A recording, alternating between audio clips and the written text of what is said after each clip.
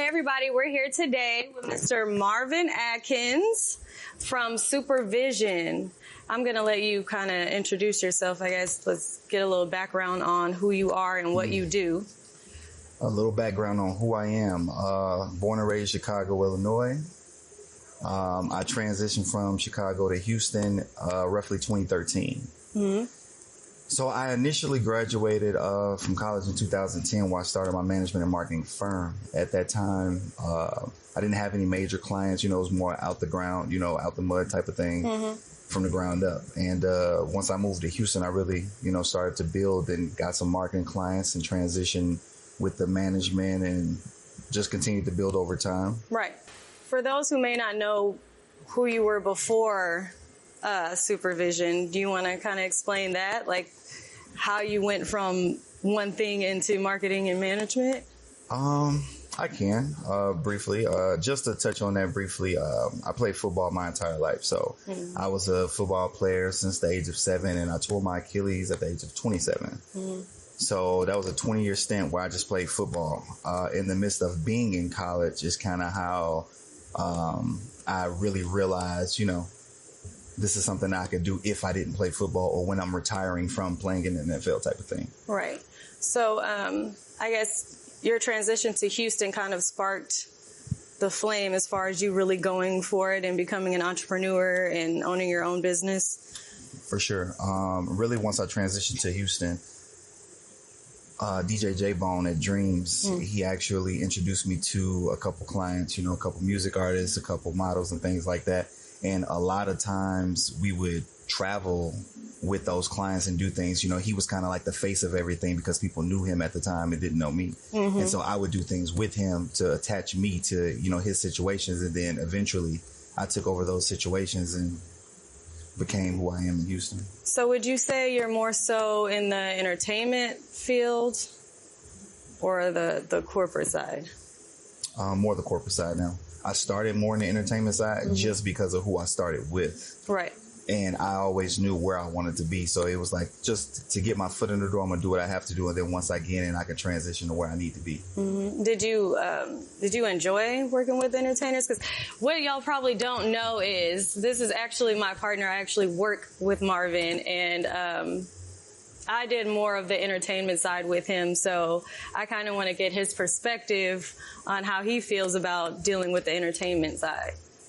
Entertainers as a whole, yes, are really big tasks, to say the least. Agreed. On a day-to-day basis, you have to figure out where they need to be, make sure they are at those places, making sure they're waking up in the morning sometimes, So, a lot of people don't like to hear it, but it's more so like having like a kid. Right. So entertainment, the business as a whole, it's more like having a child. You have to make sure that they get to school on time. You have to make sure that they're doing what they need to do while they're at school, making sure they get picked up from school. It's a headache when you have many, clients to deal with on a day-to-day or week-to-week basis. Right. And so that just became more of a headache as opposed to it being fun. Right. So it's not that I disliked it. It's more so the headache that comes with it is not always worth it. The juice is not always worth the squeeze type of thing. Yeah, agreed. Let's kind of get into who you've worked with as far as like the last 5-6 years. Who have you worked with that maybe some people might actually know of? Okay. We worked with DJ Live from 106 in Park.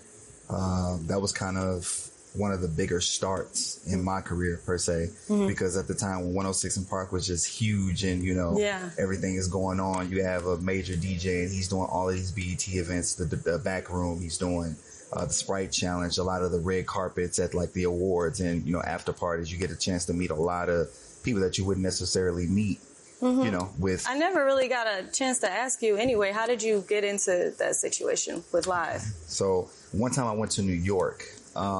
I won't tell you why I was in New York. Okay. But I actually got a chance to go to New York. And when I went to New York, a friend of Live is a friend of mine.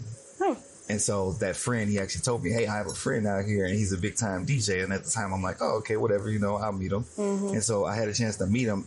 I didn't watch 106 in Park faithfully, and when I did, I didn't pay attention to who the DJ was. Right. So I didn't watch him be like, who's that DJ on 106 in Park? So when I met him, I didn't know who he was. Mm-hmm. And so afterwards, you know, I went back and was like, oh, that was, you know, the DJ from that. Mm-hmm. And then we began communicating a little bit, and then got him booked to come down to Houston to DJ for an event. And then from that point on, he's like, yo, I'm rocking with you. We need to keep working, and just built over time. So you would say, for the most part, with marketing and management, is it all about who you know, or is it kind of just getting out there and putting yourself out there and networking, or is it more so like someone referring you? I think it's more so based on your position or your role, I should say. Mm-hmm. Like if you're a boss, it's more so about your connections and who you know, because at that point when you're a boss, you could put people in position to do things that they wouldn't be able to do themselves. Right. If you're not a boss per se, not someone that's not on a higher level, it's kind of like you don't have the connection. So you have to get out there and do the footwork in order to build the network and get those connections in order to be able to become a boss, to call the shots and put those people in position. Okay. So I think it's dependent on where you're positioned in order to be able to do so. Right. One little tidbit I want to throw in there. I was having a conversation with someone, and this is a while back, and they told me life is like chess per se. And he asked me, what was the most important thing about chess? And I'm like, I don't know. You know, I'm not a big chess player, but you know, you got to capture the king or something. And he's like, well, I mean, yeah, but at the same time, no, like every piece you make strategic moves in order to put it in position to capture the king. So he said chess is about position in the same way life is, because I mean, it's true. Like everybody always want to do the janitor, CEO thing. Like, yeah, like you could be the janitor today and then be the CEO in years. But while you're the janitor, you have to make the proper moves to put yourself in position to become the CEO. Right. So it's all about positioning. You literally have to make your next move your best move. It's all about positioning. Like when you're sitting there and think, it's like, if I move this piece here, where is he going to move his next piece? Right. You have to think a few steps ahead. And that's the same thing with life. It's more so about positioning. Okay, I like that. So let's continue as far as like your list of who you worked with then, since we... Okay. So DJ Live was like my first big client, or our first big client, I should say. Ours, yeah. Right. Yeah. We worked with DJ ASAP. He was also on 106 in Park, transitioning now to the Oprah Winfrey Show.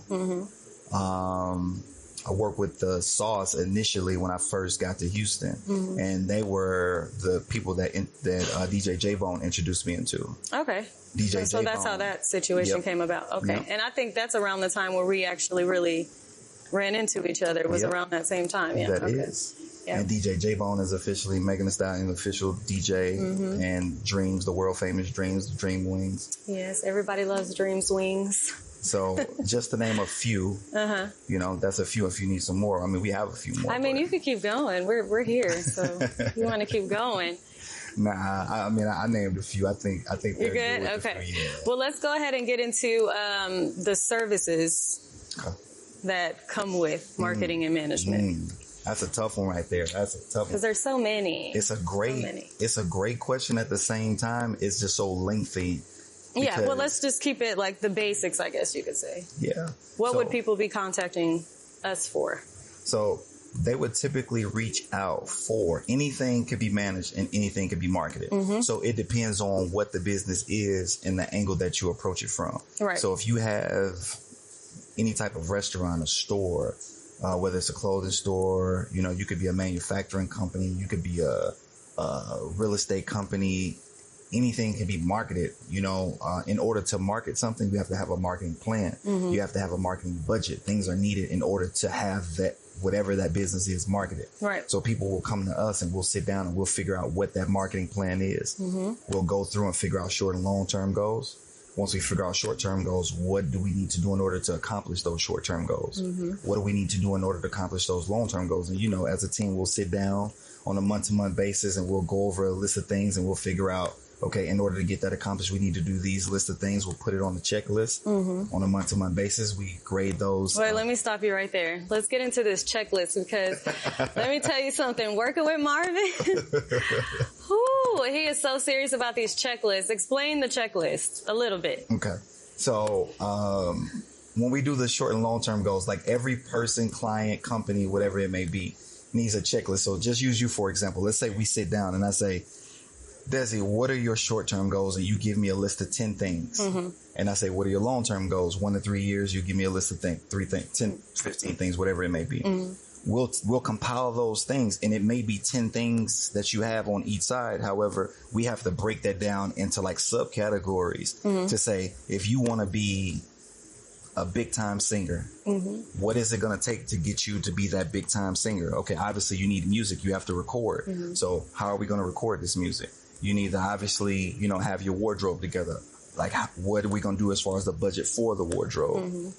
You know, you need to do shows. There's certain things that you need to do. So we break it down into subcategories. Those subcategories is typically what goes on the checklist to help make up to the larger category in order for you to accomplish the short-term goal.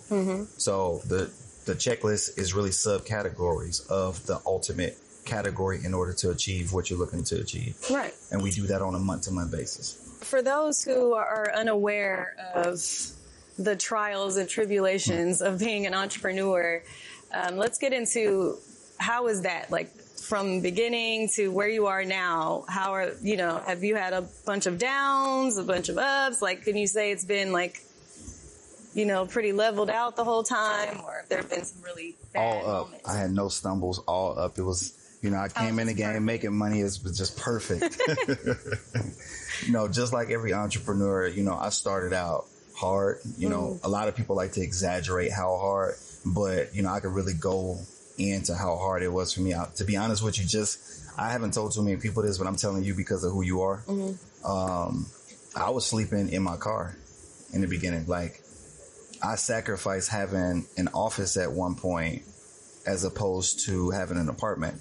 Because I knew how much having my office space and the business aspect would pay off in the long run, because my business is all I did. Like, when you don't work a 9 to 5 and you don't have a support system to fall back on and any, you know, funds in your bank account, that type of thing, like, you go all out for what you believe in. And so at one point I had no place to live, but I had a place to do business. So I would literally have clothes in my trunk. It's a couple hotels. I won't tell you the hotels I was going to, but I would go to those hotels and they would let me shower at those hotels for $10 an hour. So I would pay $10, go in there, I would shower, iron my clothes, get dressed, go into the office, have all of my meetings and consultations in the office, make money from my consultations. If it, you know, turns into a contract, make that money. And then I would put it into staying in the hotel for, you know, a week or so. If it didn't turn into money and I didn't have enough, I would make sure I had enough money to pay for my office space. And I would sleep in my office. So at the time, I would have a couch in there, fold it out, fold it back up when it's daytime, and same routine all over again. I did that for a year. You gotta do what you gotta do. I've been there too. I think a lot of people have been there, and they're just almost afraid to speak on it. Like, it's for some odd reason it's embarrassing, but the more I speak to people, it's like we literally have all been through these same steps to get where we want to be, and some of us are still kind of battling with that up and down. So I'm glad you were able to let people know that it's okay. So what would you say was your first big success? Like, what made you realize, like, okay, I got this. I can actually make it out of this slump that I'm going through. I never so double negative. I always believed that I could.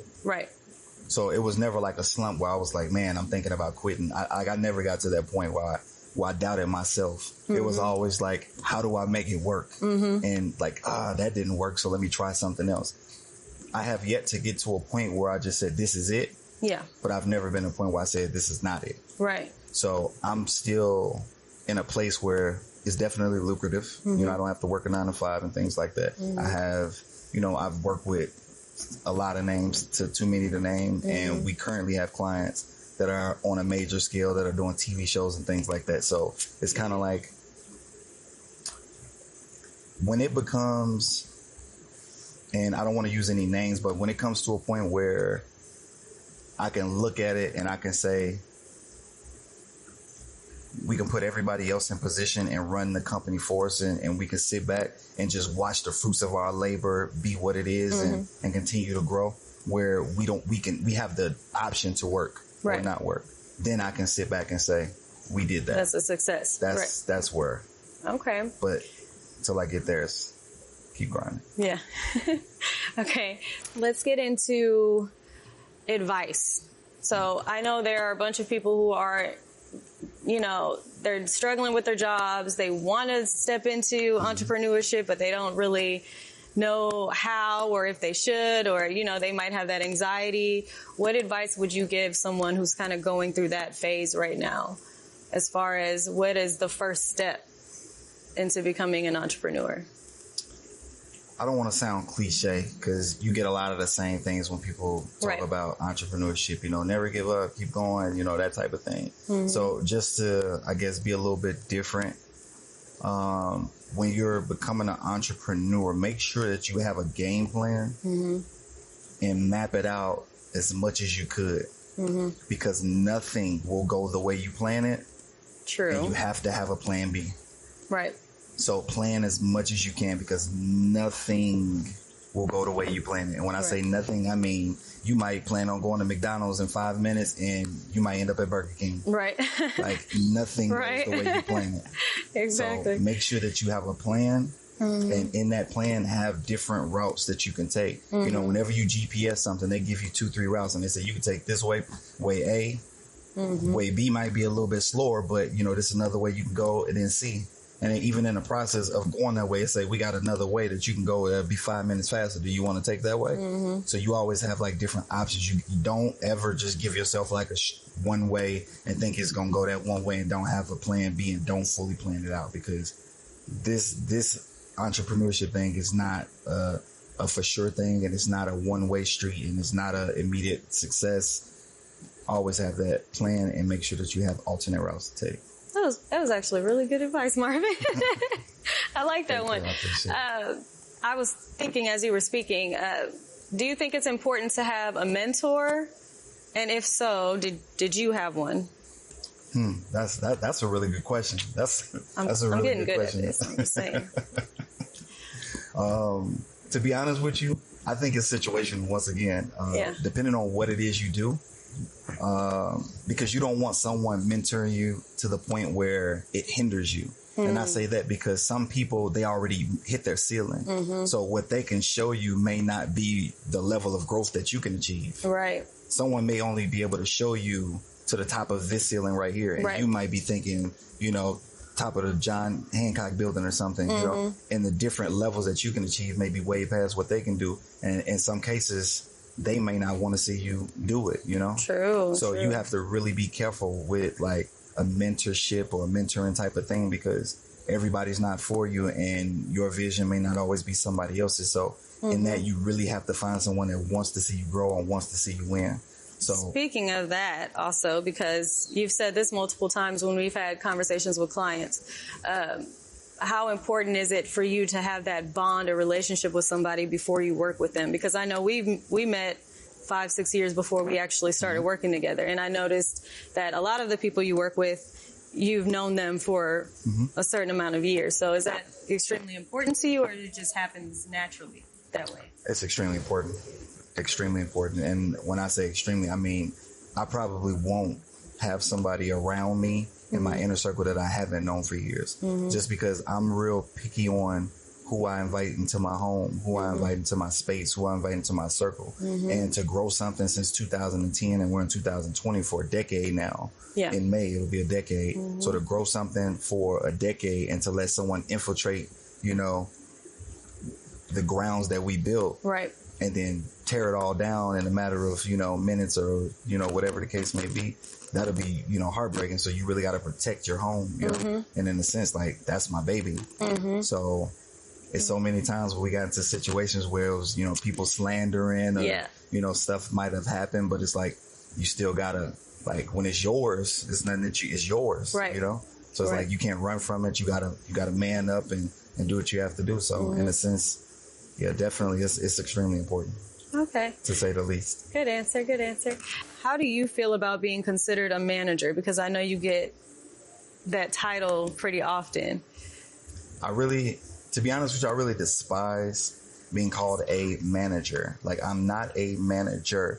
Although I've managed people, companies, and things, projects and things of that nature, I'm more of a lifestyle coach and brand specialist. I am nowhere near a manager. So we have a management and marketing firm, and we have people, within the firm that may manage something. Right. However, I'm not a manager. So do you want to go into detail as far as what is a life coach? What is a, branding and all that? Do you want to go into further detail on that? So in regards to being a lifestyle coach, first you have to understand what the lifestyle is, because, in order to be in a lifestyle, it has specific like qualifications per se. So you may be a music artist and I could still be a lifestyle coach for you as a music artist. It doesn't mean I'm a manager. I might be managing some things that you're doing, but I'm more so coaching you on what to do, what not to do, and how to carry yourself, what to wear, what not to wear.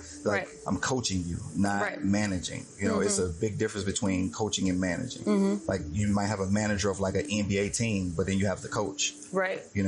So it's a difference between coaching and managing. Okay. If you understand the difference between the two. Right.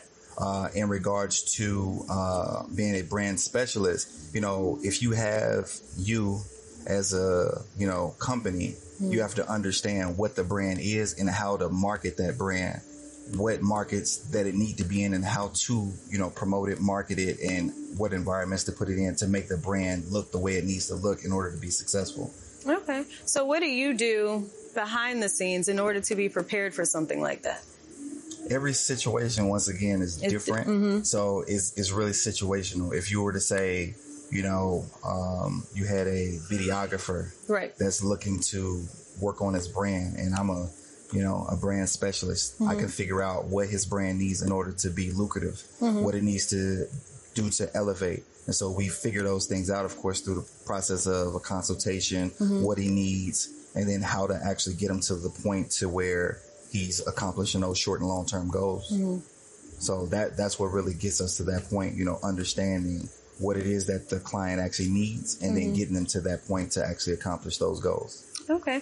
So we're getting down to the last few questions. I wanted to ask you, where do you see yourself and supervision in the next 5 years? Like, where do you see yourself going with this? I checklist myself. Yeah, I'm sure. So, checklists. Yeah, I checklist myself. So at this point, it's more so about just growing as an individual, but making sure that I still oversee and grow the company. Because although I work so much for the company, I'm still a person. Right. So it's like you have supervision, but then you have me like the man, you have me the son or the friend or business partner or manager, father, amongst many roles or titles. I still have to be me as a person. So I want to continue to grow and elevate so I can, elevate myself to be able to think about growing and elevating the company. Because if you don't continue to grow and think in yourself, you can't make anything else grow. Right. It's like if you are who you are and you don't read in another book or, have any more experiences, it's like, how are you going to help something else grow? So I'm making sure that I grow so I can make the business grow at this point, because it's a lot of people within the company that needs to grow.